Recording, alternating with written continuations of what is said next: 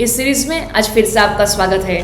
आज का हमारा जो डिस्कशन का टॉपिक है वो है किरचॉफ्स करंट लॉ, और जिसको हम किरचॉफ्स फर्स्ट लॉ के नाम से भी जानते हैं। अगर ये थ्रू आउट सीरीज आपने देखी हो, अगर इसके रिलेटेड भी कोई भी टॉपिक में आपको doubt, don't forget to do comment below. I will try my best to help you in the best possible वे।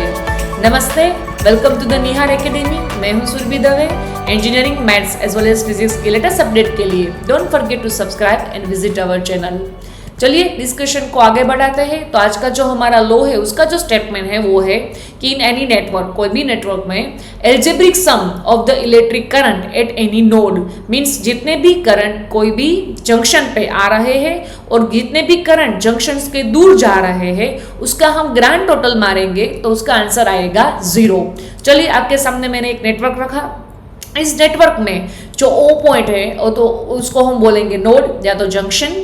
उसकी तरफ जो करंट आ रहे हैं उसको मैंने ग्रीन मार्क करके दिखाए हैं, I1, I2 और I3।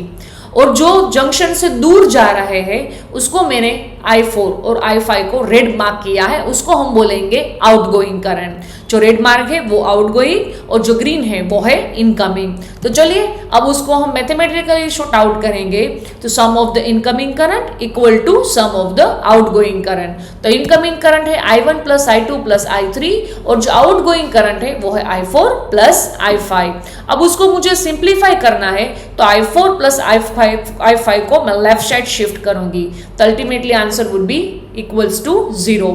सो हम अल्टीमेटली ये बोल सकते हैं कि sigma I equal to 0 means जो जंक्शन है उसमें जितने इनकमिंग करंट है उसकी जो समेशन की वैल्यू आएगी उतनी ही वैल्यू जंक्शन से जो करंट दूर जा रहा है मीन्स आउटगोइंग करंट है उनकी होगी। और ये जो लॉ है वो principle of conservation of charge पे काम करता है, मीन्स जितने इनकमिंग चार्ज की वैल्यू होगी उतनी ही आउटगोइंग चार्ज की वैल्यू होगी। चलिए अब एक प्रैक्टिकल एग्जांपल ले लेते हैं कि मैंने आपके सामने एक नेटवर्क रखा, उसमें जो इनकमिंग करंट की पहली वैल्यू है वो है 1 एम्पियर, दूसरी है वो है 5 एम्पियर और तीसरी है वो है 4 एम्पियर। ये तीनों टुवर्ड्स जंक्शन है, इट मीन्स इनकमिंग करंट है।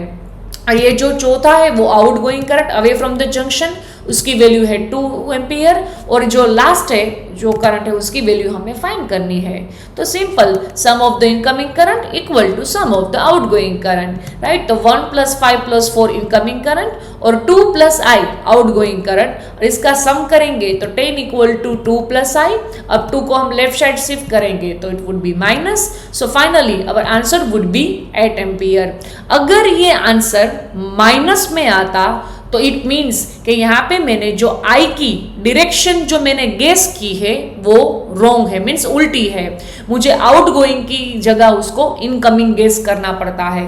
मीन्स कोई भी सम आप काउंट कर रहे हो और उसमें करंट की आंसर आपको नेगेटिव आता है, इट मीन्स आपने जो डायरेक्शन को कंसिडर करते हुए सम काउंट किया है उनसे उल्टी डायरेक्शन स्टैंडर्ड होगी। ये उसका कहने का मीनिंग है। Once again, thank you for the watching and don't forget to subscribe and visit and share with your friends.